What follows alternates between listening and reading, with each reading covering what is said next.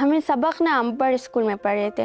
جب ہمارے گھر دریا برت ہو گئی تو ہمارے جو ابو ہے نا وہ ادھار لے کر ہمیں تو وہ چھوٹی سی گورنمنٹ اسکول میں پڑھتے ہیں. اب اربوں روپے کا جائیدادیں گئے ہیں, گھر گئے ہیں, 2% کا گھر تھا, باغات تھا, جنگلات تھے. تھوڑا کچھ مزدوری ہوتا ہے, ہمارا کیا مزدوری ہے, 1000 روپے دیہڑیاں میں نہیں ملتا ہے, بس کیا کریں گے. گلیشیئر کو اس کا یہ مطلب ہے کہ شایوس مینس لائک بلیک آئس, اور اب بھی وہاں پہ آپ کو بالکل بلیک ماؤنٹین نہیں ملیں گے, آئس وہ نہیں ملے گا آپ کو.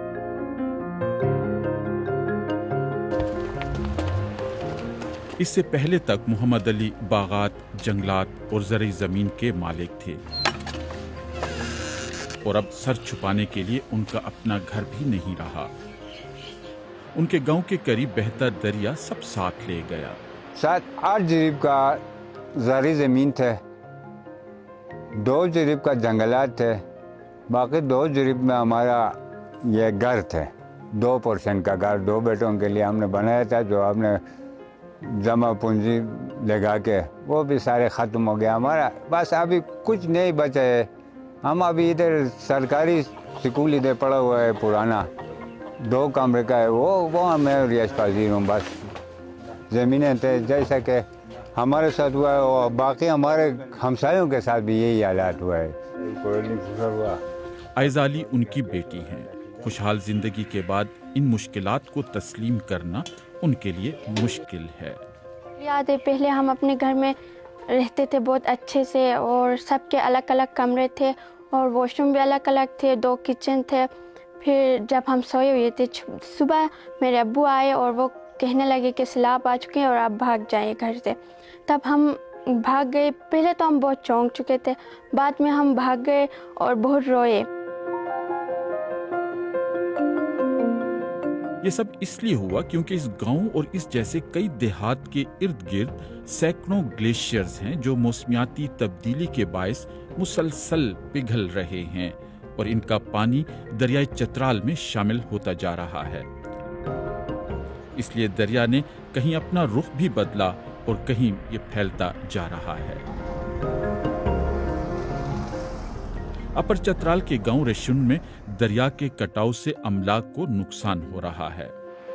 ایک مقامی تنظیم کے سربراہ شاہد اقبال کے مطابق 2010 کے بعد سے ریشن میں 111 مکان ملیا میٹ ہو چکے ہیں. 2019 سے اب 2024 تک اس گاؤں میں 47 مکان تباہ ہوئے ہیں. یہ ریشن کا ایک دیہات ہے.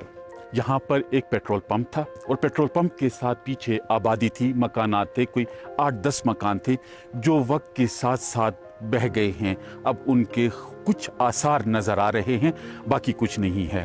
سامنے اگر آپ دیکھیں تو وہاں پر باغات تھے, فصلیں تھیں اور جنگلات بھی تھے. اب وہاں پر کچھ بھی نہیں ہے, جبکہ دریا اب ادھر نیچے آ کر مزید جو یہاں پہ سڑک ہے اور جو مزید اس طرف مکان ہیں ان کا بھی کٹاؤ کر رہا ہے.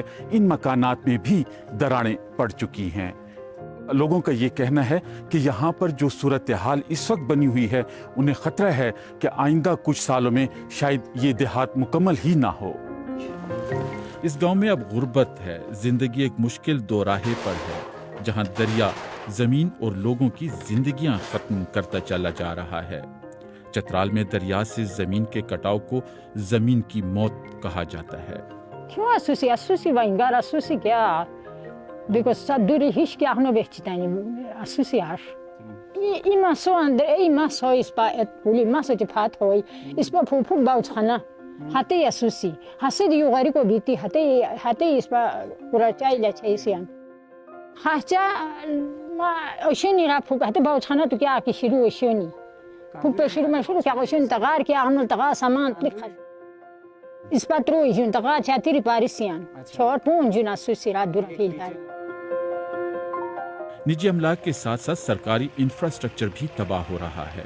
مقامی نمائندے اس کوشش میں ہیں کہ حکومت اس طرف توجہ دے تاکہ ان علاقوں میں مزید تباہی کو روکا جا سکے, لیکن اب تک نا امید ہیں. पिछले साल भी गिरा है, फिर लोगों के मकानात गिरा के ये रोड बनाया गया। अभी भी अगर इस साल भी अगर इस पे काम नहीं होगा तो अगले साल फिर यही रोड फिर दूसरे लोगों के मकानात गिरा के उधर जाके बनाना पड़ेगा। इस तरह कब तक ये चलता रहेगा, हमें ये समझ नहीं आ रहा। हम आए रोज़ गवर्नमेंट को अपील करते हैं कि इन सही वक्त पे यहाँ पे काम हो जाए। चतराल पाकिस्तान का एक अहम शुमाली इलाका और यहाँ पर लगभग 550 ग्लेशियर्स हैं और ये कहा जाता है कि ये चतराल का कोई 13% रकबा कवर करते हैं। अभी मौसमियाती तब्दीलियों की वजह से ये शहर भी बुरी तरह मुतासर हुआ है। माहिरीन का कहना है कि मौसम में दर्जा हरारत के इजाफे और मौसमियाती तब्दीलियों की वजह से यहाँ पर दरियाओं की सतह बुलंद हो रही है, जिससे दरिया मुख्तलिफ जगहों पे ज़मीन को काट रहे हैं। इससे मुतअद्दिद देहात भी मुतासर हुए हैं। यहाँ पर हमें ये बताया गया है कि पिछले 5-6 सालों के दौरान लगभग 50 ऐसे देहात हैं कि मुकम्मल तबाह हुए हैं या उनको जुज़वी नुकसान ज़रूर पहुँचा है। कभी इस दरिया और इन ग्लेशियर्स से लोगों की जिंदगियां वाबस्ता थीं, लेकिन अब इनके पिघलने और फटने की वजह से लोग दरिया से भागकर दूर रिहाइश पर मजबूर हैं। तो तकरीबन 20-25 साल पहले बिल्कुल ये ग्लेशियर हमारे घर के नज़दीक थे, तो वहाँ पे हम जाते थे तो वहाँ बिल्कुल बर्फ़ होती थी। अब हम जब जाते हैं, मैं इस दफ़ा रिसेंटली अभी गया हूँ वहाँ पे, तो वहाँ जब मैंने देखा वो बिल्कुल पिघल चुका था, वो कि वहाँ दरारें पड़ी हुई, बर्फ़ बिल्कुल नहीं है। हम लोग शायोस कहते हैं, खुआर में शायोस, इसका ये मतलब है कि ब्लैक आइस। और अब भी वहाँ पे आपको बिल्कुल ब्लैक माउंटेन नहीं मिलेंगे, आइस वो नहीं मिलेगा आपको सर। माहिरीन के लिए भी ये सूरत हाल इंतहाई तशवीशनाक है और उनका कहना है कि अगर इसी तेजी से ये ग्लेशियर्स पिघलते रहे तो चतराल का 1/3 हिस्सा आइंदा चंद सालों में मौजूदा हालत में बरकरार नहीं रह सकेगा। और ये जो फ्लो है, ये अगर फ्यूचर प्रोजेक्शन को सामने रखें और इस तरह के, क्योंकि हाई एल्टीट्यूड्स में ये जो बादल आ जाते हैं और बादल की वजह से और जो बारिशें होती हैं, ख़ास तौर पे मानसून की बारिशें, तो तकरीबन ये कोई 1/3 ऑफ चतराल तकरीबन हम ये प्रेडिक्ट कर सकते हैं कि ये जो गांव नहीं रहेंगे वहाँ पे, या वहाँ पे मुसलसल हर साल 2-3-4 एपिसोड्स जो है ना फ्लड्स के आएंगे। एक तो आधा तकरीबन गांव रिवर चतराल की इरोजन की वजह से ख़त्म हुआ है और आधा ऐसे गांव हैं जिनका ऊपर से फ्लड आता है और नीचे से दरिया चतराल के कटाई से ख़त्म हो रहे हैं। दूसरी तरफ इंतजामिया का कहना है कि हुकूमत की जानिब से फंड्स का ऐलान होता है, लेकिन ये फंड कभी अफसरशाही की जानिब से रुकावटों और कभी वक्त पर रिलीज न होने की वजह से खर्च नहीं हो पाते। साथ साथ तेजी से बदलते मौसमी पैटर्न्स के बायस लॉन्ग टर्म प्लानिंग अब तक नहीं की जा सकी। यहाँ सिर्फ टेम्परेचर राइज होने की वजह से जो ग्लेशियर्स हैं, जो 550 प्लस ग्लेशियर्स हैं ना, वो मेल्ट हो रहे हैं सर। उसकी वजह से सबसे ज़्यादा नुकसान चतराल को पहुंच रहा है। स्पेशल एग्रीकल्चर लैंड इफेक्ट हो रहे हैं, इंफ्रास्ट्रक्चर हो रहे हैं सर। पहले ज़माने में वेदर पैटर्न चेंज हुआ है। हमारे इस गुज़श्ते साल अप्रैल में बर्फबारी हुई थी, इससे पहले दिसंबर में होते थे, जनवरी फरवरी में बर्फबारी होती थी। इस साल दिसंबर और जनवरी में मौसम मुतादिल रहा, टेम्परेचर नॉर्मल रहा, लेकिन ये कि फरवरी जाकर उसमें जाकर अप्रैल में जाकर जो हमारा स्प्राउटिंग सीजन है, चतराल एक हार्टिकल्चर एरिया है, जो फ्रूट उस वक्त स्प्राउटिंग देते हैं, वो उनको सब कुछ डैमेज किया और बहुत सख्त नुकसान पहुँचाया है सर चतराल को।